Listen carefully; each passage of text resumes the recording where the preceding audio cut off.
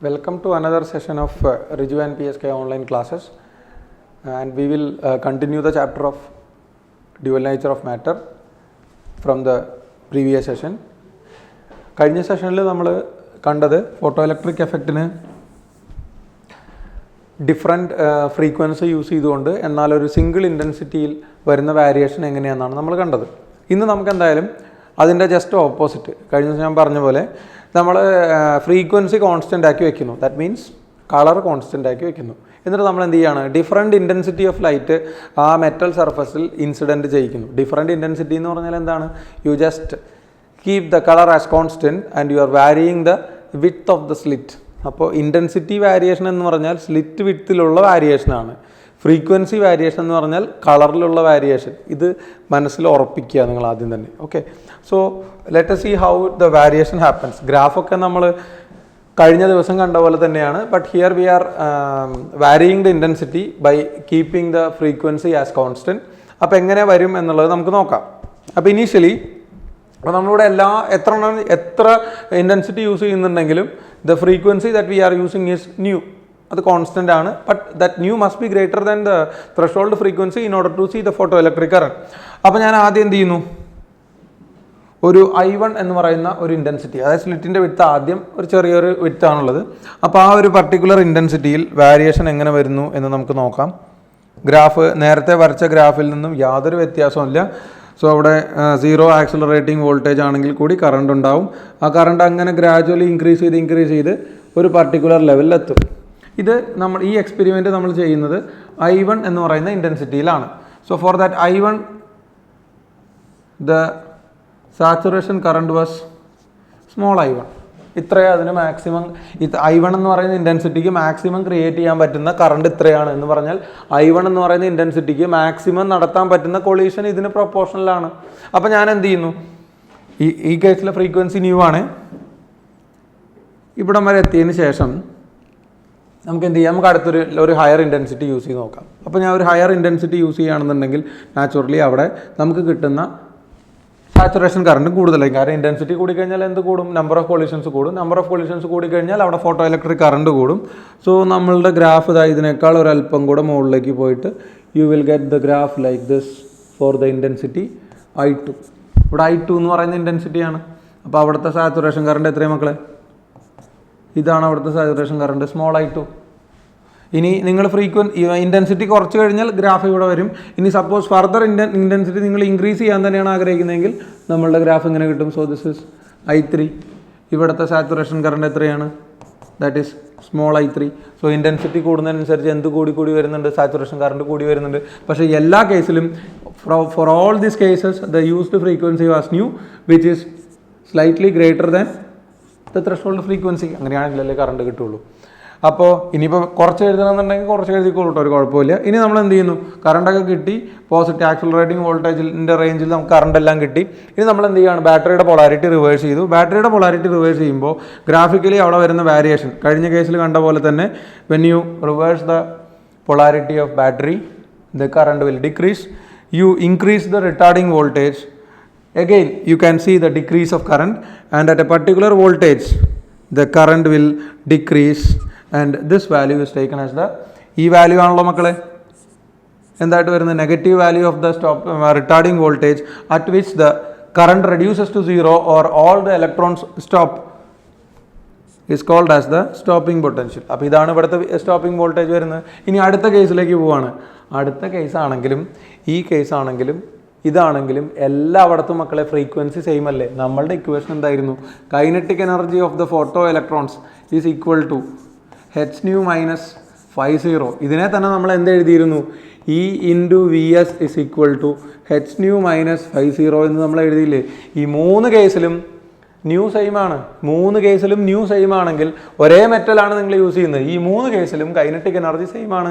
മൂന്ന് കേസിലും kinetic energy same ആണെങ്കിൽ ആ മൂന്ന് സിറ്റുവേഷൻസിലും നിങ്ങൾക്ക് അപ്ലൈ ചെയ്യേണ്ടി വരുന്ന റിട്ടാർഡിംഗ് പൊട്ടൻഷ്യലിൻ്റെ വാല്യൂ സെയിം ആണ്. So you get the same retarding voltage here.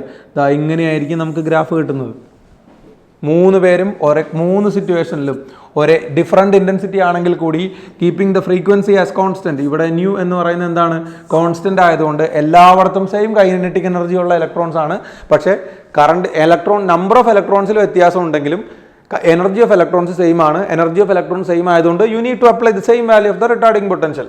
അപ്പോൾ നമുക്ക് ഇവിടുത്തെ കാര്യങ്ങളൊന്ന് കൺക്ലൂഡ് ചെയ്ത് എഴുതുമ്പോൾ ഈ ഗ്രാഫിനെ മൊത്തമായിട്ട് പാരാഗ്രാഫുകളായിട്ട് എഴുതുന്നത് നമുക്ക് ചെറിയ ചെറിയ ഇക്വേഷൻസ് ആയിട്ട് എഴുതാം. അപ്പോൾ ഇവിടെ μ1 is equal to μ2 is equal to μ3 എന്ന് വരും. ഒന്നാമത്തെ കാര്യം, എല്ലായിടത്തും ഫ്രീക്വൻസി സെയിം അല്ലേ, പക്ഷേ ഇവിടുത്തെ ഇൻറ്റൻസിറ്റി I1 എങ്ങനെയാണ്, it is less than I2 less than I3 എന്ന് വരും. കറണ്ട് എങ്ങനെയായിരുന്നു, അത് ഇൻറ്റൻസിറ്റി എങ്ങനെയാണോ അതുപോലെ തന്നെയാണ് കറണ്ടും. So I1 less than I2 less than I3 എന്ന് കിട്ടും. ഇനി ബാക്കി എന്ത് കാര്യങ്ങളാണ്, കൈനറ്റിക് എനർജി. ഫ്രീക്വൻസി സെയിം ആണെങ്കിൽ പിന്നെ നമുക്ക് അവിടെ നോക്കേണ്ട കാര്യമില്ലല്ലോ. Kinetic energy will be same in all the cases. അതേപോലെ തന്നെ എന്ത് പറയാം, stopping potential V1 equal to V2 equal to V3 ആണ്. ഇത്രയും കാര്യങ്ങൾ, ഇതാണ് ശരിക്കും ഈ ഗ്രാഫിൽ നിന്ന് നമ്മൾ ഈ എഴുതി വരുന്ന റിലേഷനാണ് നിങ്ങളുടെ ടെക്സ്റ്റ് ബുക്കിൽ വലിയ പാരഗ്രാഫുകളൊക്കെ ആയിട്ട് കൊടുത്തിരിക്കുന്നത്. നിങ്ങൾ ഇത്ര കാര്യങ്ങൾ ഓർമ്മിച്ച് വെച്ചാൽ മതി. ഫ്രീക്വൻസി വാരിയേഷൻ വരുന്ന സമയത്തും ഇൻറ്റൻസിറ്റി വാരിയേഷൻ വരുന്ന സമയത്തും എങ്ങനെയാണ് ഇത് മനസ്സിലുണ്ടെങ്കിൽ നിങ്ങൾക്ക് ഇതുവരെ ബോർഡ് എക്സാമിന് ഒരു എസ്സേ ടൈപ്പായിട്ട് ചോദിച്ചാലും ഇത്രയും കാര്യങ്ങൾ ഓർമ്മയുണ്ടെങ്കിൽ ഇത് നിങ്ങൾ സെൻറ്റൻസ് ആക്കി എഴുതി നോക്കി ഒരു പേജിൽ കൂടുതൽ വരും. ബോർഡ് എക്സാമിന് ചോദിക്കുകയാണെങ്കിൽ അങ്ങനെ എഴുതിയാൽ മതി. അല്ലെങ്കിൽ നമ്മൾ ഓർമ്മിച്ച് വെക്കേണ്ട കാര്യങ്ങളാണിത്.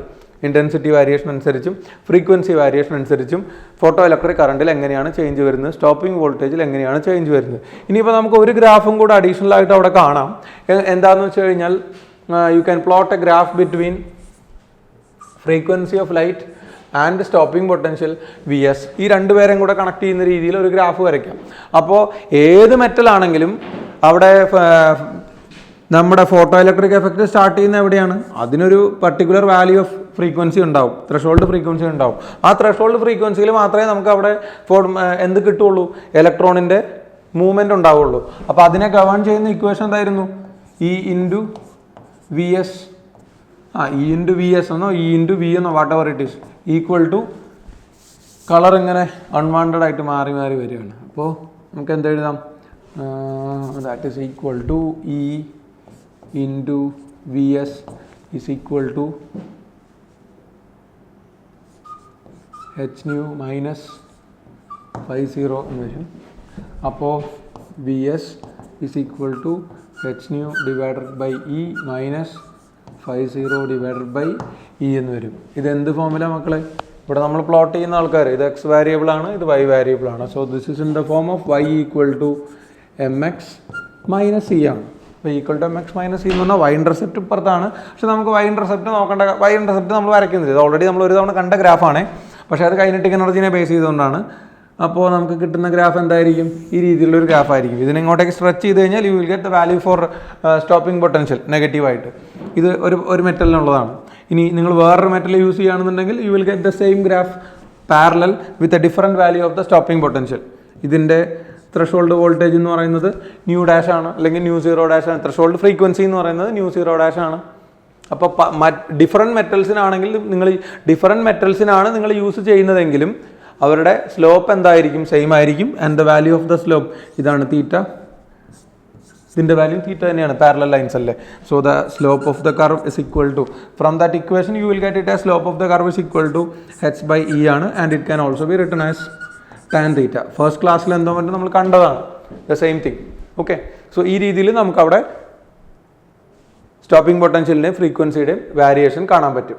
ഓക്കെ, അപ്പോൾ നമ്മളിവിടെ ലാസ്റ്റ് പറഞ്ഞു നിർത്തിയ ഈ ഗ്രാഫിൽ നിന്ന് നമുക്ക് കിട്ടുന്ന ഒരു മെയിൻ ഐഡിയ എന്താണെന്ന് വെച്ച് കഴിഞ്ഞാൽ, ആ ത്രഷോൾഡ് ഫ്രീക്വൻസി ആവാതെ ഒരിക്കലും നമുക്ക് എന്ത് ഒബ്സർവ് ചെയ്യാൻ പറ്റില്ല, ഇലക്ട്രോണിൻ്റെ മൂവ്മെൻറ്റ് ഒബ്സർവ് ചെയ്യാൻ പറ്റില്ല, അല്ലെങ്കിൽ ഇലക്ട്രോൺ എമിഷൻ നമുക്ക് ഒബ്സർവ് ചെയ്യാൻ പറ്റില്ല. So there is for every metal there is A characteristic value for the frequency at which the photo electric emission starts. So ആ ത്രഷോൾഡ് ഫ്രീക്വൻസി എന്ന് പറയുന്നത് ഓരോ മെറ്റലിനും വളരെ ഇമ്പോർട്ടൻ്റ് ആയിട്ടുള്ള ഒരു ഫാക്റ്റാണ്.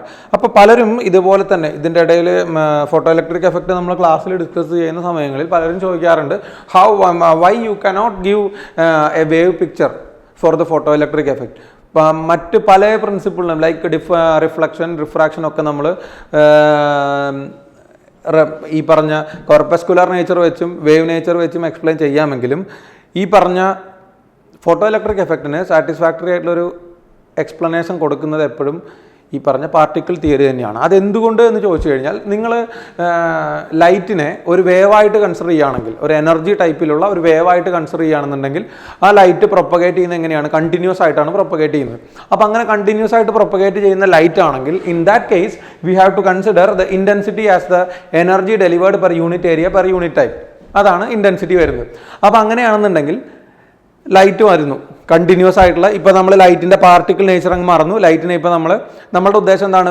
വേവ് പിക്ചർ ഉപയോഗിച്ചുകൊണ്ട്, വേവ് നേച്ചർ ഉപയോഗിച്ചുകൊണ്ട് ഫോട്ടോ ഇലക്ട്രിക് എഫക്റ്റിനെ എക്സ്പ്ലെയിൻ ചെയ്യാൻ പറ്റുന്നുണ്ടോ എന്നാണ് നമുക്ക് അറിയേണ്ടത്. അപ്പോൾ നമ്മൾ ലൈറ്റിനെ ഒരു electromagnetic wave consisting of a particular energy ആയിട്ട് നമ്മൾ ഇമാജിൻ ചെയ്യുന്നു. അതിൽ ഇലക്ട്രിക് ഫീൽഡും മാഗ്നറ്റിക് ഫീൽഡും ഈക്വൽ ഇൻറ്റൻസിറ്റിയിലുണ്ട്. And intensity in the terms of wave picture means the energy delivered per unit area per unit time, അല്ലെങ്കിൽ power delivered per unit area ആണ്.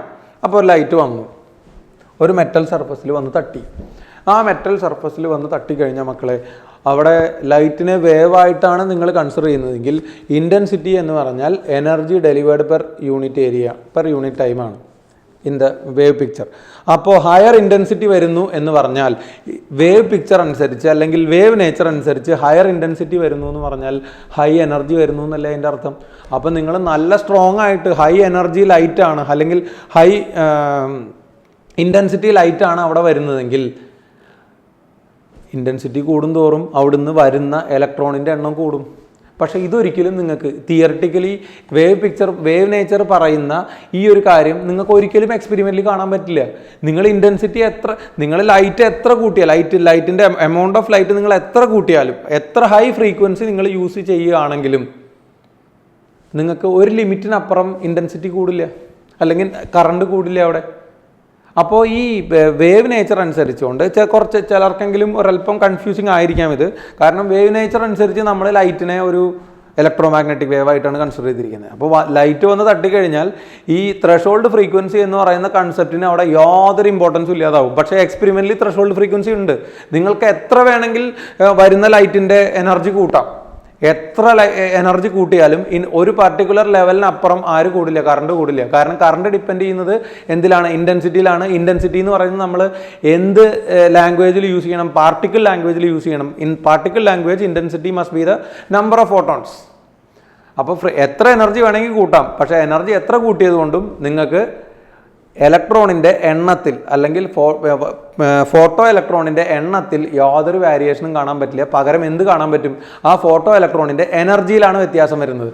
അതുകൊണ്ടാണ് നമ്മൾ ഫോട്ടോ ഇലക്ട്രിക് എഫക്റ്റിനെ വേവ് നേച്ചറിൽ കൺസിഡർ ചെയ്യാതെ പാർട്ടിക്കിൾ നേച്ചറിൽ കൺസിഡർ ചെയ്യാനുള്ള ഒരു കാരണം. രണ്ടാമത്തെ കാരണം എന്ന് പറയുന്നത്, ഇവിടെ ലൈറ്റ് വന്ന് മെറ്റൽ സർഫസിൽ വന്ന് തട്ടുന്നു. ലൈറ്റ് വേവ് ഫ്രണ്ട് ആയിട്ടാണ്, അല്ലെങ്കിൽ വേവ് നേച്ചർ ആണെന്നുണ്ടെങ്കിൽ എന്തായാലും വേവ് ഫ്രണ്ട്സ് ആയിട്ടാണല്ലോ ലൈറ്റ് ട്രാവൽ ചെയ്യുക. അങ്ങനെ ലൈറ്റ് ട്രാവൽ ചെയ്ത് വന്ന് മെറ്റൽ സർഫസിൽ വന്ന് തട്ടി. അപ്പോൾ ആ വേവ് ഫ്രണ്ടിൻ്റെ എനർജി എത്രയാണോ ആ എനർജി മൊത്തം ആ സർഫസിലുള്ള ഇലക്ട്രോൺസ് എല്ലാം ഡിവൈഡ് ചെയ്തെടുക്കും. അങ്ങനെയാണെങ്കിൽ ഓരോ ഇലക്ട്രോണിനും കിട്ടുന്ന എനർജി എന്ന് പറയുന്നത് വളരെ നെഗ്ലിജിബിൾ ആയിട്ടുള്ള ഒരു ഫ്രാക്ഷൻ ആയിരിക്കും. മൊത്തം എനർജി ഇലക്ട്രോൺസ് എല്ലാം കൂടെ എടുക്കും. Energy delivered per unit area per unit time എന്നുള്ള റേഷ്യോയിൽ ഇലക്ട്രോൺസ് എല്ലാം ഡിവൈഡ് ചെയ്തെടുക്കും. അപ്പോൾ ഓരോ ഇലക്ട്രോണിനും കിട്ടുന്ന എനർജി വളരെ കുറവാണ്. അങ്ങനെയാണെങ്കിൽ ഒരു ഇലക്ട്രോൺ എമിറ്റ് ചെയ്യാൻ എത്രയോ നേരം കഴിയും. പക്ഷേ എക്സ്പെരിമെൻ്റലി നമുക്ക് കിട്ടിയിട്ടുള്ള കാര്യം എന്താണെന്ന് വെച്ച് കഴിഞ്ഞാൽ ഇതൊരു സ്പോണ്ടേനിയസ് പ്രോസസ്സാണ്. ഫോട്ടോൺ വന്ന് തട്ടുന്നതും അവിടുന്ന് ഇലക്ട്രോൺ എജക്ട് ചെയ്യുന്നതും ദേ are almost at the same time. അവിടെ ടൈം ലാഗ് എന്ന് പറയുന്നത് ലെസ് ദാൻ 10⁻⁻10 സെക്കൻഡ്സ് ആണ്. അത് നമുക്ക് ചിന്തിക്കാൻ പോലും പറ്റാത്ത അത്രയും ചെറിയ ടൈമാണ്. അപ്പോൾ അതുകൊണ്ട് ഈ വേവ് നേച്ചർ അനുസരിച്ചാണെങ്കിൽ അവിടെ മെറ്റൽ സർഫസിൽ ലൈറ്റ് വന്ന് തട്ടിക്കഴിഞ്ഞാൽ കുറേ നേരം കഴിഞ്ഞ ശേഷം മാത്രമേ തിയറിറ്റിക്കലി ലൈറ്റ് പുറത്തേക്ക് വരാൻ പാടുള്ളൂ. But what we are seeing experimentally is photo electric effect is A spontaneous process. അവിടെ നോ ടൈം ലാഗ് ആണ് ഫോട്ടോ ഇലക്ട്രിക് എഫക്റ്റിന്. ഫോട്ടോൺസ് വരുന്നതും അവിടുന്ന് ഇലക്ട്രോൺസ് ഇജക്ട് ചെയ്യുന്നതും almost at the same time. അപ്പോൾ ഈ രണ്ട് കാരണങ്ങൾ കൊണ്ട് വേവ് പിക്ചർ നമുക്ക് എന്തിനു അപ്ലൈ ചെയ്യാൻ പറ്റില്ല? ഈ പറഞ്ഞ ഫോട്ടോ ഇലക്ട്രിക് എഫക്റ്റിന് അപ്ലൈ ചെയ്യാൻ പറ്റില്ല. നമ്മൾ ഡിഫ്രാക്ഷനോ ഇൻ്റർഫറൻസിനോ ഒക്കെ യൂസ് ചെയ്ത പോലെ ഇവിടെ യൂസ് ചെയ്യാൻ പറ്റില്ല. ആ പറഞ്ഞ രണ്ട് കാരണങ്ങൾ എപ്പോഴും ഓർമ്മയുണ്ടാവണം. ഒന്ന്, വേവ് നേച്ചർ അനുസരിച്ച് ഹയർ ഇൻറ്റൻസിറ്റി എന്ന് പറഞ്ഞാൽ ഹയർ എനർജി എന്നാണ് അർത്ഥം. എനർജി എത്ര കൂട്ടിയാലും നിങ്ങൾക്ക് എന്ത് കാണാൻ പറ്റില്ല? ഒരു പർട്ടിക്കുലർ ലെവലിനപ്പുറം സാച്ചുറേഷൻ കറണ്ട്, ഇൻക്രീസ് ചെയ്യുന്നത് നിങ്ങൾക്ക് കാണാൻ പറ്റില്ല. സാച്ചുറേഷൻ കറണ്ട് ചേഞ്ച് ചെയ്യണമെങ്കിൽ നിങ്ങൾക്ക് എന്ത് കൂട്ടിയാൽ തന്നെ പറ്റുള്ളൂ, ലൈറ്റ് വരുന്ന ലൈറ്റിൻ്റെ എനർജി അല്ല, ലൈറ്റ് വരുന്ന പാത്തിൻ്റെ വിഡ്ത്ത്, അല്ലെങ്കിൽ നമ്മൾ സിമ്പിളായിട്ട് പറയുകയാണെങ്കിൽ സ്ലിറ്റ് വിഡ്ത്ത് കൂട്ടുമ്പോൾ മാത്രമേ നമുക്ക് എന്ത് കിട്ടുന്നുള്ളൂ, ഹൈ വാല്യൂ ഓഫ് അല്ലെങ്കിൽ higher values of photo electric current കിട്ടുന്നുള്ളൂ. അപ്പോൾ അത് വേവ് നേച്ചർ ഫെയിലർ ആവാനുള്ള ഒരു കാരണം. രണ്ടാമത്തെ കാരണം നമ്മളിപ്പോൾ പറഞ്ഞതാണ്. കാരണം അവിടെ തിയറിറ്റിക്കലി വേവ് ഫ്രണ്ട് തിയറി അനുസരിച്ച് നോക്കുകയാണെങ്കിൽ അവിടെ ലാർജ് ടൈം ലാഗ് വരും. കുറേ നേരം കഴിഞ്ഞിട്ടേ ഒരു ഇലക്ട്രോണിന് എനർജി കിട്ടുള്ളൂ. അപ്പോൾ ഞാൻ കഴിഞ്ഞ ദിവസം പറഞ്ഞിരുന്നു, അതങ്ങനെ ടൈം ലാഗ് വരുന്ന ഒരു പ്രോസസ്സല്ല, വളരെ പെട്ടെന്ന് നടക്കുന്ന ഒരു പ്രോസസ്സ്, സ്പോണ്ടേനിയസ് ആയിട്ട് നടക്കുന്ന പ്രോസസ്സാണ്. അതുപോലെ വന്ന് തട്ടുന്നത് വരെ ഇലക്ട്രോണിന് പാർട്ടിക്കിൾ നേച്ചറാണ്, അതായത് ഇലക്ട്രോണല്ല ഫോട്ടോണിന്, ഈ മെറ്റൽ സർഫസിൽ വന്ന് തട്ടുന്നത് വരെ ആ ഫോട്ടോണിന് പാർട്ടിക്കിൾ നേച്ചറാണ്. വന്ന് തട്ടിക്കഴിഞ്ഞാൽ the photon itself will be converted as energy. അതിനെയാണ് നമ്മൾ എന്തുകൊണ്ട് പറയുന്നത്, ഡി ബ്രോളീസ് ഡ്യുവൽ നേച്ചർ വെച്ച് പറയുന്നത്. അപ്പോൾ നെക്സ്റ്റ് നമുക്ക് ഡിസ്കസ് ചെയ്യേണ്ടതും അതിനെപ്പറ്റി തന്നെയാണ്. അപ്പോൾ ഡി ബ്രോളിയുടെ നേച്ചർ അനുസരിച്ച് എങ്ങനെയായിരുന്നു, ലൈറ്റിനെ സംബന്ധിച്ചിടത്തോളം light when acts S A particle, ഒരു പാർട്ടിക്കിളായിട്ട് ലൈറ്റ് ആക്ട് ചെയ്യുന്ന സമയത്ത് ലൈറ്റിന് പെർഫെക്റ്റ് ആയിട്ടുള്ള E is equal to mc² എന്ന് പറയുന്ന ഇക്വേഷൻ വെച്ച് നമുക്ക് റെപ്രസെൻറ്റ് ചെയ്യാം. E is equal to mc². ഇതേ ലൈറ്റ് തന്നെ അല്ലെങ്കിൽ ഇതേ ഫോട്ടോൺ തന്നെ ഇലക്ട്രോണുമായിട്ട് കൊളീഷൻ നടന്നു കഴിഞ്ഞാൽ പിന്നെ അതിൻ്റെ ബിഹേവിയർ എന്ന് പറയുന്നത് എന്തായിരിക്കും, it will be like A wave.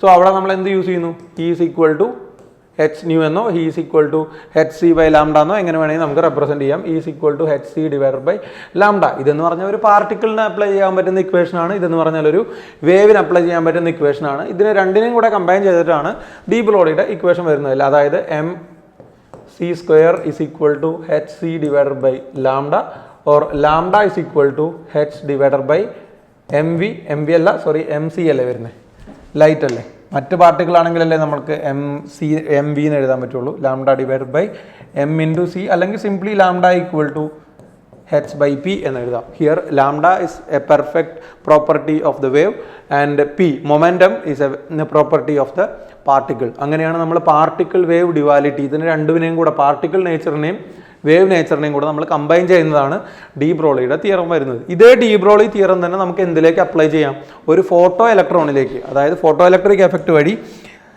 പുറത്തേക്ക് വരുന്ന ഒരു ഇലക്ട്രോണിന് നമുക്ക് ഇതേ കാര്യം അപ്ലൈ ചെയ്യാം. അപ്പോൾ ഫോട്ടോ ഇലക്ട്രിക് എഫക്റ്റ് വഴി പുറത്തേക്ക് വരുന്ന ഇലക്ട്രോൺ ആണെങ്കിൽ നമ്മൾ എന്ത് എഴുതും, wave length of the electron. ഇത് നമുക്ക് വളരെ ഇമ്പോർട്ടൻ്റ് ആയിട്ട് ആവശ്യം വരുന്ന ഒരു സംഭവമാണ്. ലാംഡ ഈക്വൽ ടു നമ്മൾ എന്ത് എഴുതുന്നു, h by mcക്ക് പകരം h by mv അല്ലെങ്കിൽ h by p എന്ന് എഴുതിയാൽ മതി. അപ്പോൾ lambda equal to h by p എന്ന് എഴുതുന്നു. മൊമെൻറ്റം നമുക്കറിയാം, momentum can also be written as എന്തായിരുന്നു, മുമ്പ് പഠിച്ചിട്ടുള്ള ഇക്വേഷനാണ്, momentum equal to root of 2me അല്ലേ മക്കളെ, where E represents the kinetic energy. So this can be written as h divided by root of 2me എന്ന് വരും, where E is the energy possessed by electron, kinetic energy possessed by electron.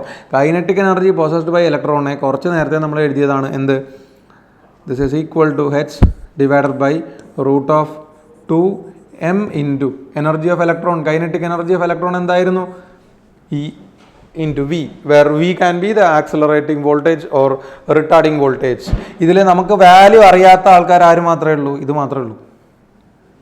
ഈ തന്നിരിക്കുന്ന V ഒഴികെ ബാക്കി എല്ലാത്തിൻ്റെ value അറിയാം. ഞാൻ പറഞ്ഞത് അങ്ങോട്ടും ഇങ്ങോട്ടും മാറിപ്പോയി. ഇവിടെ വി എന്ന് പറയുന്ന accelerating voltage that you can വാരി, ബാക്കി എല്ലാം കോൺസ്റ്റൻ്റ് അല്ലേ, mass of electron, charge of electron and planks constant. ഇതിനെ വാല്യൂസ് എല്ലാം സബ്സ്റ്റിറ്റ്യൂട്ട് ചെയ്ത് കഴിഞ്ഞാൽ ഇത് എളുപ്പത്തിലുള്ള ഒരു വഴിയാണ്.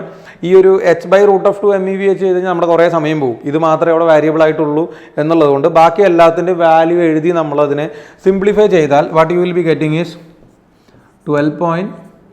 lambda equal to 12.27 into 10 raised to minus 10 divided by square root of v എന്ന് കിട്ടും. 12.27 into 10 raised to minus 10. ഇത് നമുക്കറിയാവുന്ന കാര്യമാണ്. നമ്മൾ കണ്ടുപിടിക്കേണ്ടത് എന്താണ്, വേവ് ലെങ്ത് അല്ലേ മക്കളെ. വേവ് ലെങ്ത് നമുക്ക് കണ്ടുപിടിക്കേണ്ടതുകൊണ്ട് that equation can be written as lambda 10 raised to minus 10. അപ്പോൾ ഇത് വെച്ച് നിങ്ങൾക്ക് കിട്ടുന്ന ആൻസർ എന്ന് പറഞ്ഞാൽ 10 raised to minus 10ൻ്റെ ടൈമിലായിരിക്കും നിങ്ങൾക്ക് കിട്ടുന്നത്. അപ്പോൾ ഞാൻ എന്താ എഴുതുകയാണ്, ലാംഡ സപ്പോസ് ആങ്സ്ട്രത്തിലാണ് തന്നിരിക്കുന്നതെങ്കിൽ ഇവിടുത്തെ 10⁻⁻10ഉം ഇപ്പുറത്തെ 10⁻⁻10ഉം ക്യാൻസൽ ആയി പോകും. അപ്പോൾ ഞാൻ എന്തെഴുതി, ഇത് സ്കൂളിൽ ബോർഡ് എക്സാമിനെ സംബന്ധിച്ചിടത്തോളം ഇവിടെ വരെ ചെയ്താൽ മതി. ഈ 12.27 വെച്ച് ഡയറക്റ്റ് ആയിട്ട് ഒറ്റ സ്റ്റെപ്പിൽ ആൻസർ ചെയ്ത് കഴിഞ്ഞാൽ മാർക്ക് കിട്ടില്ല. അപ്പോൾ നിങ്ങൾ ചെയ്യേണ്ട കാര്യം എന്താ, ബോർഡ് എക്സാമിനെ സംബന്ധിച്ചിടത്തോളം ഇതാണ് ഇക്വേഷൻ, h/√2 MEV. സോ നമ്മൾ M കൊടുത്ത് E കൊടുത്ത് V കൊടുത്തൊക്കെ ചെയ്താൽ തന്നെ മാർക്ക് കിട്ടുള്ളൂ. അല്ലെങ്കിൽ ലാസ്റ്റ് ആൻസർ കറക്റ്റ് ആണെങ്കിൽ 1 മാർക്ക് തരും, 4 മാർക്കിൻ്റെ ക്വസ്റ്റൻ ആണെങ്കിൽ.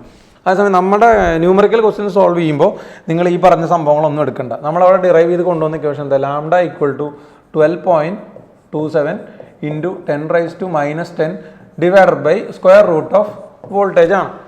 നമ്മളൊക്കെ എന്ത് ചെയ്യാം, ഇവിടെ സപ്പോസ് ലാംഡ എന്ന് പറയുന്നത് ആങ്സ്ട്രത്തിലാണ് തന്നിരിക്കുന്നത് എന്ന് വിചാരിക്കുക. ലാംഡ ആങ്സ്ട്രത്തിലാണ് തന്നിരിക്കുന്നതെങ്കിൽ ഇവിടെ ഒരു 10⁻⁻10 ഉണ്ട്, ആ 10⁻⁻10 ക്യാൻസൽ ആയി പോകും. അപ്പോൾ നമുക്ക് ഇക്വേഷൻ സിംപ്ലിഫൈഡ് ആയാൽ എന്ത് വരും, lambda in angstrom is equal to 12.27 divided by square root of voltage എന്ന് കിട്ടും. ഇങ്ങനെ ചെയ്താൽ ഒരൊറ്റ സ്റ്റെപ്പ് മതി. ഇനി ഇങ്ങനെ അല്ല എന്നുണ്ടെങ്കിൽ നമുക്ക് ആങ്സ്ട്രത്തിൽ വേണ്ട നാനോമീറ്ററിലാണ് വേണ്ടതെന്നുണ്ടെങ്കിൽ lambda in nanometre is equal to 12.27 എന്നുള്ളത് ആരായിട്ട് മാറും, 1.227 divided by square root of V. ഈ രണ്ട് ഇക്വേഷൻസ് ഓർമ്മിച്ച് വെച്ചാൽ ന്യൂമറിക്കൽ ക്വസ്റ്റ്യൻസ് സോൾവ് ചെയ്യാൻ എളുപ്പമാണ്. ബോർഡ് എക്സാമിന് ചോദിക്കുകയാണെന്നുണ്ടെങ്കിൽ ഇതൊന്നും ചെയ്ത് കഴിഞ്ഞാൽ മാർക്ക് തരില്ല. So you can use this lambda = h/√2 MEV. അത് സ്റ്റാൻഡേർഡ് ഇക്വസ്റ്റ് ഫോം ആണ്, മൊമെൻറ്റത്തിൻ്റെ ഇക്വേഷനിൽ നമ്മൾ വരുന്ന കാര്യമാണത്. ഓക്കെ, ഇതൊന്ന് നോട്ട് ചെയ്ത് വെച്ചോളൂ. It's very important. After this Einstein's photoelectric equation, the maximum number of questions was asked from this. Lambda = 12.27 divided by square root of V എന്ന് പറയുന്നതിനാണ് മാക്സിമം ചോദിച്ചിട്ടുള്ളത്. അത് ഓർമ്മ വേണം. ഈ ഡി ബ്രോളീസ് തിയറം നമ്മൾ ഇവിടെ അല്ലാതെ മറ്റ് പല സിറ്റുവേഷൻസിലും യൂസ് ചെയ്യാറുണ്ട്. ചിലപ്പോൾ NCERT ടെക്സ്റ്റിൽ കണ്ടുവന്നിരിക്കില്ല. ഫോർ എക്സാമ്പിൾ നിങ്ങൾ കൺസിഡർ ചെയ്യുന്നത് ഒരു മോളിക്യൂൾ, ഒരു ഗ്യാസ് മോളിക്യൂൾ ആണ് നിങ്ങൾ കൺസിഡർ ചെയ്യുന്നത്. ഗ്യാസ് മോളിക്യൂൾ ആണ് കൺസിഡർ ചെയ്യുന്നതെങ്കിൽ +1 നമ്മൾ പഠിച്ചതാണ്, whatever be the gas molecules are you are considering, അതിൻ്റെ ട്രാൻസ്ലേഷണൽ കൈനറ്റിക് എനർജി എത്രയായിരുന്നു മക്കളെ? At a particular temperature its translation kinetic energy will be 3/2 kBT, where KB represents the Boltzmann's constant. അപ്പോൾ ഇതാണ് അതിൻ്റെ ട്രാൻസ്ലേഷൻ കൈനറ്റിക് എനർജി. ഈ translation kinetic എനർജിയെ വെച്ചുകൊണ്ട് നമുക്ക് എന്തിലേക്ക് വരാം, അതിന് ഈ പറഞ്ഞ ഗ്യാസ് മോളിക്യൂളിൻ്റെ വേവ് ലെങ്ത് നമുക്ക് കണ്ടുപിടിക്കാം. സോ ഈ ട്രാൻസ്ലേഷൻ കൈനറ്റിക് എനർജി നമുക്ക് എന്ത് ചെയ്യേണ്ടി വരും, ഡി ബ്രോളി വേവ് ലെങ്ത്തുമായിട്ട് കമ്പൈൻ ചെയ്ത് കഴിഞ്ഞാൽ what you are getting will be, de Broglie വേവ് ലെങ്ത്തിൻ്റെ ഇക്വേഷൻ എന്തായിരുന്നു, ലാംഡ = h/√2 ME ആണ്, വേറെ ഈ റെപ്രസെൻറ്റ്സ് ദ കൈനറ്റിക് എനർജി. അപ്പോൾ നമ്മൾ ആ കൈനറ്റിക് എനർജി ആയിട്ട് 3/2 kBT സബ്സ്റ്റിറ്റ്യൂട്ട് ചെയ്ത് കഴിഞ്ഞാൽ for any gas molecule the value of lambda will be equal to എത്രയാണ്, h/√2 M ഇൻറ്റു ഇക്ക് പകരം ഞാൻ എന്ത് കൊടുക്കുന്നു, 3/2 kBT എന്ന് കൊടുത്താൽ 2 ക്യാൻസൽ ആയിപ്പോയി. What you will be getting, h/√3 M kBT. M എന്ന് പറയുന്ന ആ മോളിക്യൂളിൻ്റെ മാസ്, KB ബോൾട്ട്സ്മാൻസ് കോൺസ്റ്റന്റ്, T എന്ന് പറഞ്ഞാൽ അബ്സല്യൂട്ട് ടെമ്പറേച്ചറാണ്. അപ്പോൾ ഇവിടെ എമ്മും ടിയും വാരി ചെയ്യാം, ബട്ട് KB കോൺസ്റ്റന്റ് ആണ്. നേരത്തെ പോലെ നമ്മളത് സിംപ്ലിഫൈ ചെയ്യേണ്ടിയൊന്നും വരില്ല. നേരത്തെ നമ്മളൊരു ഇക്വേഷൻ കണ്ടുപിടിച്ചല്ലോ, ലാംഡ = 12.27. ചില ബുക്കുകൾ ഈവൻ നമ്മുടെ കോമ്പറ്റീറ്റിൽ കൂടെ അങ്ങനെയാണ്. ഈ 12.27 എന്ന് പറഞ്ഞാൽ അത് √150 ആണ്. സോ ഇങ്ങനെ എഴുതാട്ടോ, lambda in angstrom can be written as √150 divided by voltage. ഇങ്ങനെ എഴുതിയാലോ അത് തന്നെയാണ്. ഈ ഇക്വേഷൻ കണ്ടിട്ട് ഇനി ഇത് എവിടെ നിന്ന് വന്നു എന്ന് സംശയിക്കേണ്ട. √150 നമ്മൾ എന്ത് എഴുതിയിരിക്കുന്നത്, 12.27. ഓക്കെ, ഇതൊന്നും ഓർമ്മിച്ച് വെച്ചോളൂ. ഗ്യാസ് മോളിക്യൂളിൻ്റെ ഒരു തവണ അത് APMTയിൽ വന്നിട്ടുള്ളതാണ്, ഗ്യാസ് മോളിക്യൂളിൻ്റെ ഡി ബ്രോളി വേവ് ലെങ്ത് കണ്ടുപിടിക്കാനുള്ളത്. ഓക്കെ, അപ്പോൾ നമ്മളിവിടെ ഇത്ര നേരം ഇതിൽ പറഞ്ഞുകൊണ്ടിരുന്നത് ലൈറ്റിൻ്റെ പാർട്ടിക്കിൾ നേച്ചറും അതുപോലെ തന്നെ വേവ് നേച്ചറുമാണ്. അപ്പോൾ പാർട്ടിക്കിൾ നേച്ചർ അനുസരിച്ച് that light is coming from a source as a collection of photons. മറ്റ് വേവ് പിക്ചർ ആണെങ്കിൽ നമ്മൾ ഓൾറെഡി പഠിച്ചിട്ടുള്ളതാണ്. ലൈറ്റിനെ നമ്മളൊരു കണ്ടിന്യൂസ് ആയിട്ടുള്ള ട്രാൻസ്ഫർ ഓഫ് എനർജി ആയിട്ട് കൺസിഡർ ചെയ്യുന്നു. അതാണ് വേവ് നേച്ചർ ഓഫ് ലൈറ്റിൽ പറയുന്നത്. ഇത് രണ്ടും കൂടെ കമ്പൈൻ ചെയ്ത് വരുന്ന ഡി ബ്രോളീസ് ഡ്യുവൽ നേച്ചർ തിയറമാണ് ജസ്റ്റ് ബിഫോർ നമ്മൾ ഡിസ്കസ് ചെയ്തത്. ഇതിൽ പാർട്ടിക്കിൾ നേച്ചർ പറയുമ്പോൾ ലൈറ്റിൻ്റെ പാർട്ടിക്കിളായിട്ട് നമ്മൾ കൺസിഡർ ചെയ്യുന്ന ആ ഒരു സിസ്റ്റമാണ് ഫോട്ടോൺ എന്ന് പറയുന്നത്. ഫോട്ടോൺ എന്ന് പറയുന്നത് it is having the basic property of photons നമ്മൾ ചെക്ക് ചെയ്യുകയാണെങ്കിൽ it is having an energy of mc² and the photon is having a momentum p is equal to h by lambda. ഇനി ഈ ഫോട്ടോണിന് തന്നെ particle നേച്ചറും wave നേച്ചറും ഉണ്ട് എന്ന് കാണിക്കുന്ന ആ ഒരു ഇക്വേഷനാണ് lambda is equal to h by mv എന്ന് പറയുന്ന ഡി ബ്രോളി തിയറം. പിന്നെ ഈ ഫോട്ടോൺസും ഇലക്ട്രോൺസും തമ്മിൽ കൊളൈഡ് ചെയ്യുന്ന സമയത്ത് ആ ഫോട്ടോണിന് പാർട്ടിക്കിൾ നേച്ചർ എന്ന് പറഞ്ഞാൽ it is matter, wave nature എന്ന് പറഞ്ഞാൽ ഇറ്റ് ഈസ് എനർജി. സോ ഫോട്ടോണിന് മാറ്റർ ഫോമിൽ വരാനും പോസിബിളാണ്, അതേപോലെ തന്നെ എനർജി ഫോമിൽ വരാനും പോസിബിളാണ്. എനർജി ഫോമിൽ വരുമ്പോഴാണ് നമ്മളതിനെ is equal to h nu എന്ന് പറഞ്ഞ് റെപ്രസെൻറ്റ് ചെയ്യുന്നത്. മാറ്റർ ഫോമിൽ വരുമ്പോഴാണ് ഈസ് ഈക്വൽ ടു mc² എന്ന് പറയുന്ന ഇക്വേഷൻ നമ്മൾ യൂസ് ചെയ്യുന്നത്. ഇനി ഇതുപോലെ ഫോട്ടോൺ ഇലക്ട്രോൺ കൊളീഷൻ നടക്കുന്ന സമയത്ത് അവിടെ that should be considered as an elastic collision. അവിടെ momentum conserved ആണ്, energy conserved ആണ്, but the number of particles may not be conserved. അവിടെ പുതിയ ഫോട്ടോൺസ് ഉണ്ടാവാം, അതല്ലെങ്കിൽ ഓൾറെഡി ഉള്ള ഫോട്ടോൺസ് അവിടെ വാനിഷ് ആയിട്ട് എനർജി ഫോമിലേക്ക് മാറാം. സോ ഫോട്ടോൺ ഇലക്ട്രോൺ കൊളീഷൻ നടക്കുന്ന സമയത്ത് കൺസർവ് ചെയ്യാത്തത് ഒന്ന് മാത്രമാണ് നമ്പർ ഓഫ് ഫോട്ടോൺസ്. അത് ഒരു തവണ ചോദിച്ചിട്ടുള്ള ക്വസ്റ്റൻ ആയതുകൊണ്ടാണ് ഞാൻ സ്ട്രെസ് ചെയ്ത് പറയുന്നത്. അപ്പോൾ ഇതൊക്കെയാണ് ജനറലായിട്ട് ഫോട്ടോണിൻ്റെ പ്രോപ്പർട്ടി എന്ന് പറയുന്നത്. ഇനി നമുക്ക് ആ ചാപ്റ്ററിൽ കാണേണ്ടത് എന്താണ്? നമ്മളിപ്പോൾ ഫോട്ടോ ഇലക്ട്രിക് എഫക്റ്റിൻ്റെ തിയററ്റിക്കൽ ആയിട്ടുള്ള ആസ്പെക്ട്സ് ആണ് ഇത്ര നേരം നമ്മൾ കണ്ടുകൊണ്ടിരുന്നത്. ഇനിയിപ്പോൾ അതിൻ്റെ ഒരു ആപ്ലിക്കേഷനായിട്ട് അത് മേ ബി സെമി കണ്ടക്ടേഴ്സിൽ നിങ്ങൾ കണ്ടിട്ടുണ്ടാവാം, ഇല്ലെങ്കിൽ കൂടെ ജസ്റ്റ് ഒന്ന് ഞാനിവിടെ പറയാം. ഫോട്ടോ സെൽ എന്ന് പറഞ്ഞിട്ട് അതങ്ങനെ നിങ്ങളുടെ NCERT ടെക്സ്റ്റിൽ ബ്ലൂ ബോക്സിൽ കൊടുത്തിരിക്കുന്ന ഒരു കാര്യമാണ്. അപ്പോൾ ഫോട്ടോ സെൽ എന്ന് പറയുന്നത് ഇതിൻ്റെ photo cell is entirely different from the solar cell. Okay, അത് ഇതും തമ്മിൽ പ്രത്യേകിച്ച് ഡയറക്റ്റ് ആയിട്ടുള്ള റിലേഷൻസ് ഒന്നുമില്ല. അപ്പോൾ നമ്മൾ ഫോട്ടോ സെൽ എന്ന് പറയുന്ന ഒരു സിസ്റ്റം ഈ ഫോട്ടോ ഇലക്ട്രിക് എഫക്റ്റ് ബേസ് ചെയ്ത് വർക്ക് ചെയ്യുന്ന ഒരു സംഭവമാണ്. മെയിനായിട്ട് അതിൻ്റെ യൂസേജ് വരുന്നത് ഒന്ന് ഈ നമ്മൾ ട്രാഫിക് സിഗ്നൽസിലൊക്കെ യൂസ് ചെയ്യാറുണ്ട്. അതായത് ആരൊക്കെയാണ് ട്രാഫിക് വയലേഷൻസ് നടത്തുന്നതെന്ന് കാണിക്കാൻ വേണ്ടിയിട്ട്. നമ്മുടെ നാട്ടിലല്ല, ഫോറിനിലായിരിക്കും. അതേപോലെ തന്നെ മറ്റേ ബർഗ്ലർ എല്ലാം നമ്മൾ യൂസ് ചെയ്യാറുണ്ടല്ലോ, ചില മൂവീസിലൊക്കെ കണ്ടിട്ടുണ്ടാവും, ചിലർ വീട്ടിൽ തന്നെ വെച്ചിട്ടുണ്ടാവും. അതായത് കള്ളന്മാർ കടക്കുകയാണെന്നുണ്ടെങ്കിൽ അതിനെ ഡിറ്റക്ട് ചെയ്യാൻ വേണ്ടിയിട്ട്, ഓട്ടോമാറ്റിക്കലി ഡിറ്റക്ട് ചെയ്യാൻ വേണ്ടിയിട്ട് അവിടെയൊക്കെ നമ്മൾ യൂസ് ചെയ്യുന്നത് ലൈറ്റിന് പകരം അൾട്രാ വയലറ്റ് ആണ് യൂസ് ചെയ്യുക. സോ അവിടെ ഒരു അൾട്രാ വയലറ്റ് സോഴ്സ് ഉണ്ടാവും. ആ അൾട്രാ വയലറ്റ് സോഴ്സ് ഈ ഫോട്ടോ സെൻസിറ്റീവ് ആയിട്ടുള്ള മെറ്റലിൽ വന്ന് തട്ടും. അപ്പോൾ അതിൻ്റെ സ്ട്രക്ചർ, അതിൻ്റെ ഡയഗ്രാം വരയ്ക്കാൻ പറഞ്ഞാൽ നമ്മൾ നേരത്തെ വരച്ചില്ലേ മക്കളെ, അതായത് ഫോട്ടോ ഇലക്ട്രിക് എഫക്റ്റിൻ്റെ എക്സ്പെരിമെൻ്റൽ സെറ്റപ്പ് വരച്ചല്ലോ, അതേ ഡയഗ്രാം തന്നെയാണ്. അപ്പോൾ അവിടെ എന്തായാലും ഒരു ഫോട്ടോ സെൻസിറ്റീവ് ആയിട്ടുള്ളൊരു മെറ്റീരിയൽ ഉണ്ടാവണം. ആ ഫോട്ടോ സെൻസിറ്റീവ് ആയിട്ടുള്ള മെറ്റീരിയലിലേക്ക് there should be some source which continuously produces ultraviolet light. അപ്പോൾ അൾട്രാ വയലറ്റ് ലൈറ്റ് ഇതിൽ വന്ന് തട്ടുന്നുണ്ട്. അപ്പോൾ ഈ അൾട്രാ വയലറ്റ് ലൈറ്റ് തട്ടുന്നതിനനുസരിച്ച് അതിൻ്റെ എനർജി ഈ പറയുന്ന മെറ്റലിൻ്റെ ത്രെഷോൾഡ് ഫ്രീക്വൻസിയേക്കാൾ കൂടുതലാണെങ്കിൽ ഇതിൽ നിന്ന് എമിറ്റ് ചെയ്തുകൊണ്ടിരിക്കും, ഇലക്ട്രോൺസ് എമിറ്റ് ചെയ്തുകൊണ്ടിരിക്കും. സോ ആ എമിറ്റ് ചെയ്തുകൊണ്ടിരിക്കുന്ന ഇലക്ട്രോൺസ് വന്ന് അബ്സോർബ് ചെയ്യാൻ വേണ്ടി അപ്പുറത്തൊരു കാഥോഡ് ഉണ്ടാവും. അപ്പോൾ ആനോഡിനും കാഥോഡിനും ആസ് യൂഷ്വൽ നമ്മൾ പൊട്ടൻഷ്യലൊക്കെ കൊടുത്ത് വെച്ചിട്ടുണ്ട്. അപ്പോൾ ഇവിടെ എന്തായാലും ഇതൊരു ഇൻവിസിബിൾ സിസ്റ്റമാണ്. ബർഗ്ലർ അലാം എന്നൊക്കെ പറയുമ്പോൾ നമുക്ക് ലൈറ്റർ പാസ് ചെയ്തുകൊണ്ട് കാര്യമില്ല, ആൾക്കാർക്ക് പെട്ടെന്ന് അറിയില്ല. അതുപോലെ തന്നെ ട്രാഫിക് വയലേഷൻ നടത്തുകയാണെങ്കിലും അപ്പോൾ അവിടെ കണ്ടിന്യൂസ് ആയിട്ട് ഇതിൽ നിന്ന് ഈ പ്ലേറ്റിൽ നിന്ന് നെഗറ്റീവ് പ്ലേറ്റിൽ നിന്ന് പോസിറ്റീവ് പ്ലേറ്റിലേക്ക് ഇലക്ട്രോൺസ് പോയിക്കൊണ്ടേ ഇരിക്കുന്നുണ്ട്. അപ്പോൾ അങ്ങനെ ഇതിൻ്റെ ഇടയിൽ കൂടെ എന്തെങ്കിലും ഇൻട്രപ്ഷൻസ് വന്നാൽ, സോ എല്ലാ സമയത്തും ഇവിടെ എന്ത് നടന്നുകൊണ്ടിരിക്കുന്നുണ്ട്, നിങ്ങൾ അവിടെ UV സോഴ്സ് കണ്ടിന്യൂസ് ആയിട്ട് ഈ മെറ്റലിൽ വന്ന് തട്ടുകയാണ്. അപ്പോൾ UV സോഴ്സ് മെറ്റലിൽ വന്ന് തട്ടുന്നതുകൊണ്ട് എപ്പോഴും ഇവിടുന്ന് വന്നുകൊണ്ടിരിക്കുന്നുണ്ട്, ഇലക്ട്രോൺസ് വന്നുകൊണ്ടിരിക്കുന്നുണ്ട്. അപ്പോൾ കറണ്ട് ഉണ്ടോ ഇല്ലയോ എന്ന് അറിയാൻ വേണ്ടിയിട്ട് നമ്മൾ അവിടെ ഒരു അമ്മീറ്ററോ അല്ലെങ്കിൽ ബൾബോ അങ്ങനെ എന്തെങ്കിലും കണക്ട് ചെയ്തിട്ടുണ്ട്. സാധാരണ അമ്മീറ്റർ അല്ല നമ്മൾ കണക്ട് ചെയ്യുക, ബർഗ്ലർ അലാമാണ് നമ്മൾ യൂസ് ചെയ്യുന്നതെങ്കിൽ ഇവിടെ എപ്പോഴും ഒരു ബൾബ് ഉണ്ടാവും. ഒരു ബൾബ് എന്തായാലും അവിടെ കണക്ട് ചെയ്തിട്ടുണ്ടാവും. ആ ബൾബുമായിട്ട് കണക്ട് ചെയ്ത് വേറൊരു അലാറം ഉണ്ടാവും. ബൾബ് ഓഫ് ആയി കഴിഞ്ഞാൽ ഉടനെ അലാറം അടിക്കണം. അപ്പോൾ ഇവിടെ ലൈറ്റ് ഇങ്ങോട്ടേക്ക് പോകും. ഇവിടെ എപ്പോഴും കറണ്ട് ഫ്ലോ ഉണ്ട്. അപ്പോൾ ഇവിടെ കറണ്ട് ഫ്ലോ ഉള്ളതുകൊണ്ട് തന്നെ ഈ ബൾബ് എപ്പോഴും കത്തിക്കൊണ്ടേയിരിക്കും. സപ്പോസ് ഇതിൻ്റെ ഇടയിലേക്ക് ഒരാൾ ഇൻട്രപ്റ്റ് ചെയ്ത് കടന്നു വന്നു, ഇതിലൂടെ ജസ്റ്റ് ഒരു ഫ്രാക്ഷൻ ഓഫ് സെക്കൻഡിൽ ഇതിലൊരു ഇൻട്രപ്ഷൻ ഉണ്ടായാൽ മതി. പക്ഷേ ഇതിന് ഡിസഡ്വാൻറ്റേജ് ഉണ്ട്. എന്തെങ്കിലും കിളിയൊക്കെ പറന്നു പോയാലും അവിടെ ചെറിയൊരു ഇൻട്രപ്ഷൻ ഉണ്ടെങ്കിൽ ഇത് കിടന്നടിക്കും. അപ്പോൾ ഇവിടെ ഫോർ എക്സാമ്പിൾ നമ്മൾക്കിപ്പോൾ അത് ജസ്റ്റ് അതിൻ്റെ വർക്കിംഗ് എന്താണെന്ന് മനസ്സിലാക്കിയാൽ മതി. ഇതിലൂടെ ഒരു ഇൻട്രൂഡർ വന്നു, ഇതിനിടയിൽ കൂടെ കയറി വന്നു എന്ന് വെച്ച് കഴിഞ്ഞാൽ അയാൾ അത് പാസ് ചെയ്ത് പോകുന്ന സമയത്ത് ഇവിടെ ഒരു കറണ്ടിലൊരു ഇൻട്രപ്ഷൻ ഉണ്ടായി. കറണ്ട് ഇൻട്രപ്ഷൻ ഉണ്ടായി കഴിഞ്ഞാൽ ബൾബ് കെടും. ബൾബ് കെടുന്ന ആ മൊമെൻറ്റിൽ തന്നെ ഓണാവും, അലാം ഓണാവും. ഓക്കെ, അപ്പോൾ നമുക്ക് അറിയാൻ പറ്റും അവിടെ എന്തോ ഒരു ഡിസ്റ്റർബൻസ് ഉണ്ടായിട്ടുണ്ട്. That shows some person has been trespassed. അപ്പോൾ അതിനനുസരിച്ചുള്ള കാര്യങ്ങൾ ഇതേ കാര്യം തന്നെ നമ്മൾ ട്രാഫിക് സിഗ്നൽസിൽ യൂസ് ചെയ്യുന്നുണ്ട്. കാരണം പോലീസ് ഇല്ലാത്ത ട്രാഫിക് സിഗ്നൽസ് ഒക്കെ ആണെങ്കിൽ ഇതുപോലൊരു സിസ്റ്റം വെച്ച് കഴിഞ്ഞാൽ അവിടെ റെഡ് ലൈറ്റ് കത്തി നിൽക്കുന്ന സമയത്ത് ആരൊക്കെ പാസ് ചെയ്യുന്നു, അങ്ങനെ പാസ് ചെയ്യുന്ന ആൾക്കാരാണെങ്കിൽ ഓൾറെഡി അവിടെ നോട്ട് ചെയ്യും.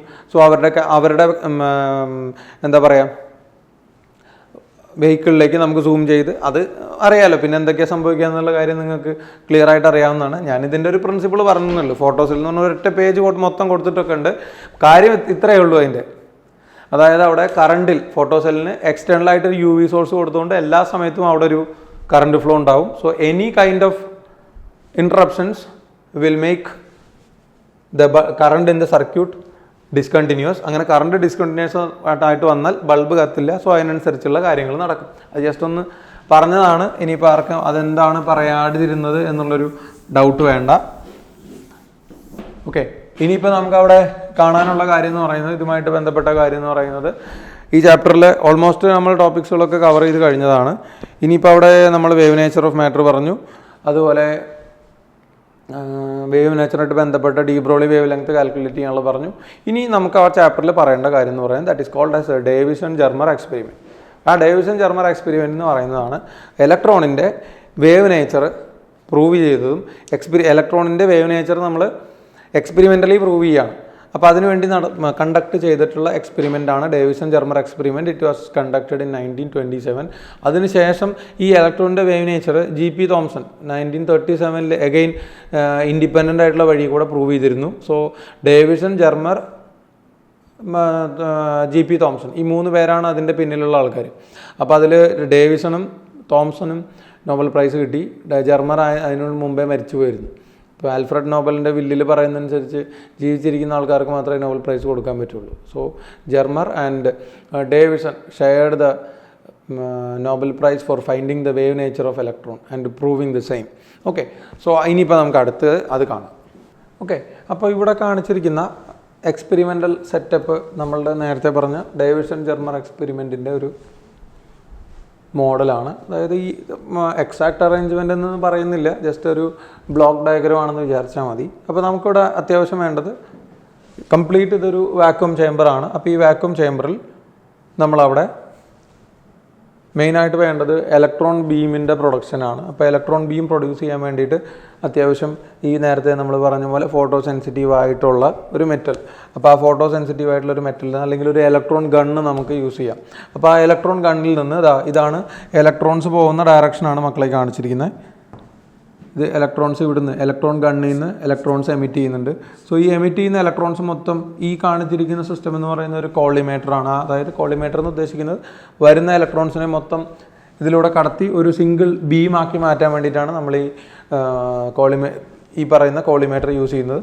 അപ്പോൾ ഇവിടുന്ന് ഇലക്ട്രോൺസ് ഇജക്റ്റ് ചെയ്താലും ആ ഇജക്റ്റ് ചെയ്യുന്ന ഇലക്ട്രോൺസ് ഒരു സിംഗിൾ പാത്തായിട്ട് വരുത്താൻ വേണ്ടിയിട്ടാണ് നമ്മൾ ഈ കോളിമേറ്ററിനും എന്ത് കൊടുത്തിരിക്കുന്നത്, ഒരു വോൾട്ടേജ് അപ്ലൈ ചെയ്തിരിക്കുന്നത്. സോ കോളിമേറ്ററാണ് ശരിക്കും അവിടെ ആരായിട്ട് ആക്ട് ചെയ്യുന്നത്. നിങ്ങളുടെ ടെക്സ്റ്റിൽ പറയുന്ന കളക്ടർ എന്ന് ഉദ്ദേശിക്കുന്നത് ഈ പറയുന്ന കോളിമേറ്ററിനെയാണ്. അപ്പോൾ ഇത് മൊത്തമായിട്ട് എന്തായിരുന്നു, വരുന്ന ഇലക്ട്രോൺസിനെ മൊത്തം ഇതിനകത്തൂടെ കടത്തിവിട്ട് അതൊരു സിംഗിൾ ബീമായിട്ട് വരുന്നു. അങ്ങനെ ബീമായിട്ട് പുറത്ത് വരുന്ന ഇലക്ട്രോൺ ബീമാണ് എവിടെ പോയി തട്ടുന്നത്, നമ്മളവിടെ ടാർഗറ്റായിട്ടൊരു നിക്കൽ ക്രിസ്റ്റൽ വെച്ചിട്ടുണ്ടാവും. അപ്പോൾ ആ നിക്കൽ ക്രിസ്റ്റലിൽ പോയി തട്ടി പല ഡയറക്ഷനിൽ അതെന്ത് ചെയ്ത് പോകുന്നുണ്ട്, ഡിഫ്രാക്ട് ചെയ്ത് പോകുന്നുണ്ട്, എല്ലാ ഡയറക്ഷനിലേക്കും പോകുന്നുണ്ട്.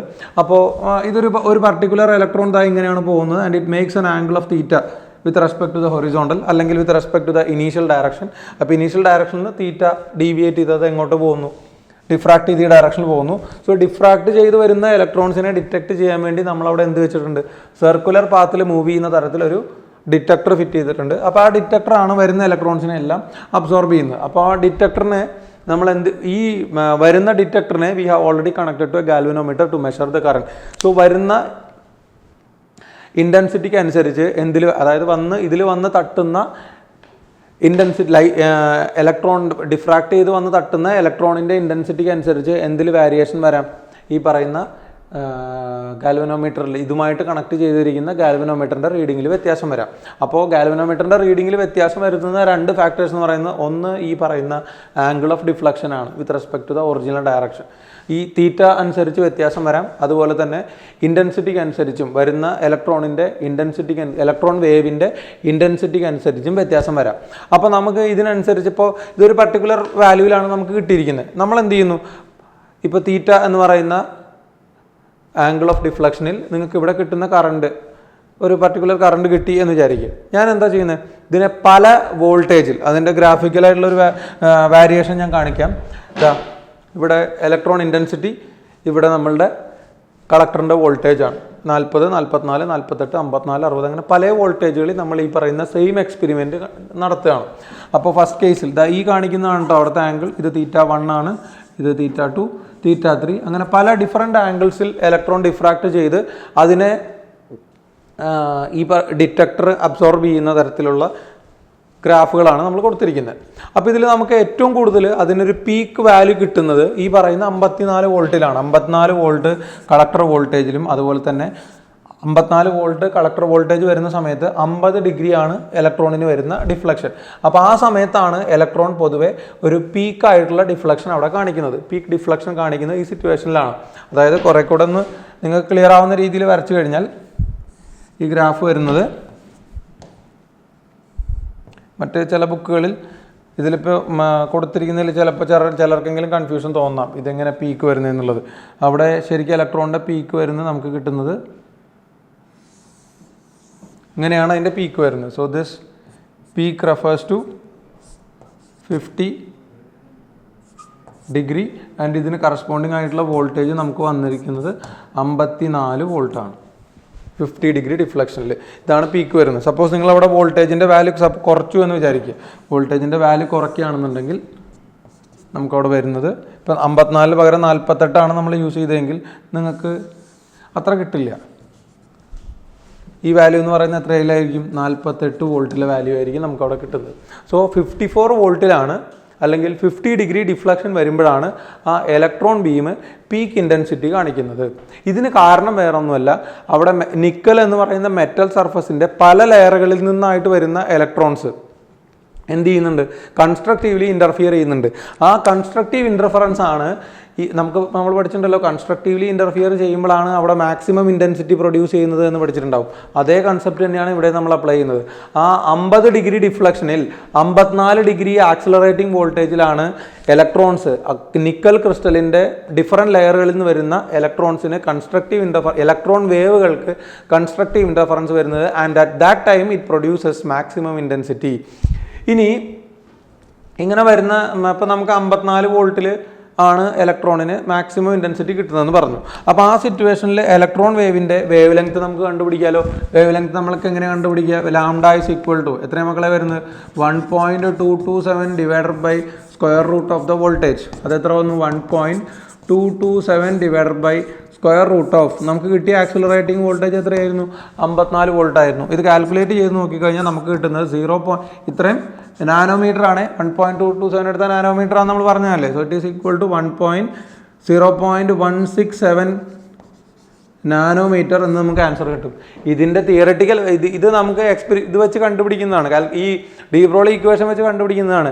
എക്സ്പെരിമെൻ്റലി കണ്ടുപിടിച്ചിട്ടുള്ള ഇലക്ട്രോണിൻ്റെ വേവ് ലെങ്ത് വാല്യൂ വരുന്നത് എത്രയായിരുന്നു എന്ന് വെച്ചാൽ 0.165 നാനോമീറ്റർ ആണ്. സോ തിയററ്റിക്കൽ വാല്യൂം നമ്മൾ എന്താ പറയുക, തിയററ്റിക്കലി ഡി ബ്രോളി ഇക്വേഷൻ വെച്ച് കണ്ടുപിടിച്ച വാല്യൂം തിയററ്റിക്കൽ വാല്യൂം they are almost the same. Okay, അപ്പോൾ എക്സ്പെരിമെൻ്റൽ വാല്യൂവും തിയററ്റിക്കൽ വാല്യൂവും തമ്മിലുള്ള മാച്ചിങ് വന്നതുകൊണ്ടാണ് നമ്മൾ ഈ ഡേവിസൺ ജർമർ എക്സ്പെരിമെൻറ്റ് വെച്ചുകൊണ്ട് പറഞ്ഞത് ഇലക്ട്രോണിന് വേവ് നേച്ചർ ഉണ്ട്. ആ ഇലക്ട്രോണിൻ്റെ വേവ് ലെങ്ത് എന്ന് വരുന്നത് 0.167 നാനോമീറ്റർ ആണ്. ആ ഇലക്ട്രോൺ ഈ പീക്ക് കാണിക്കുന്ന ഡയഗ്രം, ഈ പീക്കിൻ്റെ ഡയഗ്രം ഒന്ന് പ്രത്യേകം ഒന്ന് ഓർമ്മിച്ച് വെച്ചോളൂ നിങ്ങൾ. ഇത് 4 ഡിഫറൻറ്റ് സിറ്റുവേഷനിൽ കാണിക്കുന്നതാണ്. നമുക്കിതിനെ തന്നെ കുറേ കൂടെ ഒന്ന് ക്ലിയർ ആയിട്ടുള്ള ഗ്രാഫ് വെച്ച് നമുക്ക് നോക്കാം. പല ഗ്രാഫുകൾ നമുക്ക് അവൈലബിൾ ആണ്. അതൊന്ന് നോക്കിക്കഴിഞ്ഞാൽ ഈ ഗ്രാഫ് ചിലപ്പോൾ ചിലർക്കെങ്കിലും ഒരു കൺഫ്യൂഷൻ ഉണ്ടാക്കുന്നുണ്ടാവും. നമുക്ക് ലെറ്റ് സി, ഇത് കുറേ കൂടെ ക്ലിയർ ആയിരിക്കും വിചാരിക്കും. ഈ ഗ്രാഫ് നോക്കിയാൽ മതി മക്കളെ. ഇത് കുറച്ചൊന്ന് ഡിഫറൻസ് വരുന്നുണ്ട്. ഇതിൽ കാണാം നമുക്ക് 40 ഡിഗ്രിയിൽ വരുന്ന പീക്ക് എന്ന് പറയുന്നതും 54 ഡിഗ്രിയിൽ വരുന്ന പീക്ക് എന്ന് പറയുന്നതും തമ്മിലുള്ള വ്യത്യാസം ജസ്റ്റ് ഒന്ന് ശ്രദ്ധിച്ച് നോക്കി. 40 ഡിഗ്രി എന്ന് പറയുമ്പോൾ അതിൻ്റെ പീക്ക് ഇൻറ്റൻസിറ്റി എന്ന് പറയുന്നത് ഇത്രേ ഉണ്ടാവുന്നുള്ളൂ. 44 ആകുമ്പോൾ ഇൻറ്റൻസിറ്റി കുറച്ചും കൂടെ കൂടിയിട്ടുണ്ട്, 48 കൂടിയിട്ടുണ്ട്. 54 നമുക്ക് എന്ത് കിട്ടുന്നത്, ഇൻറ്റൻസിറ്റി മാക്സിമം കിട്ടുന്നത്. Intensity square of the amplitude. ഇവിടെ മാക്സിമം ആംപ്ലിറ്റ്യൂഡ് കിട്ടുന്നത് ഇതിലാണല്ലോ. അപ്പോൾ അത് കാണിക്കുന്ന ഡിഫ്ലക്ഷൻ എത്രയാണ്, 50 വോൾട്ടാണ്. സോ ഇതിനേക്കാൾ ബെറ്റർ ആയിട്ടുള്ള ഒരു ഗ്രാഫായിട്ട് എനിക്ക് തോന്നുന്നത് ഇതാണ് കേട്ടോ. അപ്പോൾ നമുക്ക് എന്ത് ചെയ്യാം, നമുക്കിത് വേണമെങ്കിൽ ആവശ്യമില്ലെങ്കിൽ നമുക്കിത് കളഞ്ഞാലോ. വേണ്ട, കിടന്നോട്ടെ, കുഴപ്പമൊന്നുമില്ല. അപ്പോൾ ഇതൊന്ന് ശ്രദ്ധിച്ചോളൂ. അപ്പോൾ ഇതാണ് ഡേവിസൺ ജർമർ എക്സ്പെരിമെൻറ്റിൻ്റെ. ഇനി 54 കഴിഞ്ഞ് നിങ്ങൾ എങ്ങനെ നോക്കിക്കഴിഞ്ഞാലും അത്രയ്ക്ക് ഇൻറ്റൻസിറ്റി നമുക്ക് കിട്ടുന്നില്ല. ഓക്കെ.